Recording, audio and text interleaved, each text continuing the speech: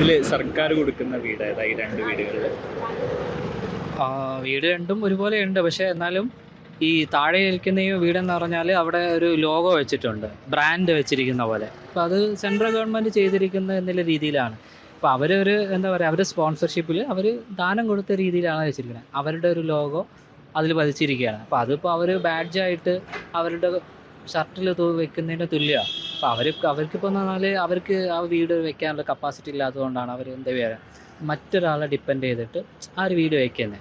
ഇപ്പോൾ അങ്ങനെ വയ്ക്കുമ്പോൾ അത് അവർക്ക് നമ്മൾ ദാനം കൊടുത്തതാണെന്ന് കാണിക്കുമ്പോൾ അവർക്കതിൽ കിടന്നുറങ്ങുമ്പോൾ ഉള്ള ഒരു എന്താ പറയുക ഒരു സമാധാനം ഉണ്ടാവില്ല. അവർക്ക് എന്നും ഒരു ഗിൽറ്റി ഫീലിംഗ് ഉണ്ടാവും. വെച്ചാൽ നമുക്ക് ഒരു വീട് സ്വന്തമായിട്ട് വെക്കാൻ പറ്റാത്തതുകൊണ്ട് നമ്മൾ മറ്റൊരാളുടെ സഹായം കൊണ്ട് ചെയ്തിരിക്കുന്നതെന്ന് പറഞ്ഞ് അവർക്ക് ഒരിക്കലും അവരുടെ മനസ്സമാധാനത്തോടെ താമസിക്കാൻ പറ്റത്തില്ല. പക്ഷെ നേരെ മറിച്ച് മുകളിലിരിക്കണം എന്ന് പറഞ്ഞാൽ അത് വെച്ചാൽ എല്ലാവരും വെക്കുന്ന പോലെ തന്നെയാണ് ആ വീടിൻ്റെ ഒരു മെയിൻ എൻട്രൻസ് എന്ന് പറയുന്നത്.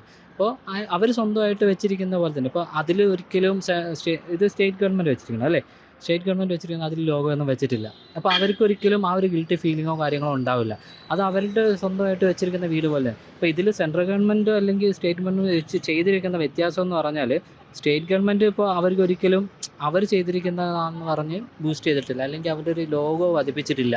താഴെ കാണിക്കുന്നതെന്ന് പറഞ്ഞാൽ സെൻട്രൽ ഗവൺമെൻറ് അത് അവർ അല്ലെങ്കിൽ അവർ കൊടുത്തിരിക്കുന്നതെന്ന് പറഞ്ഞ് അവരുടെ ഒരു എംബ്ലം അതിൽ പതിച്ചിരിക്കുകയാണ്. അപ്പോൾ അതിൽ രണ്ടിലും നിൽക്കുന്ന മനുഷ്യന്മാരുടെ മാനസികാവസ്ഥ സെപ്പറേറ്റ് ആയിരിക്കും.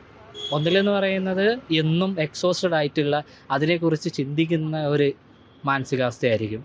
മറ്റതിലെന്ന് പറഞ്ഞാൽ ഒരു സമാധാനമായിട്ട് അവർക്ക് കയറി കിടക്കാനൊരു വീടുണ്ട്, പക്ഷെ അവരെ സഹായിക്കാൻ ഒരാളുണ്ട് എന്നുള്ള ഒരു സമാധാനത്തിലുള്ള. മറ്റതിലെന്ന് പറഞ്ഞാൽ എന്നൊരു ഗിൽറ്റി പോലെ ആയിട്ടുള്ളൊരു ഫീലിംഗ് ആയിരിക്കും. അതാണ് ഇതിനെക്കുറിച്ച് എനിക്ക് പ്രത്യക്ഷത്തിൽ പറയാനുള്ളത്.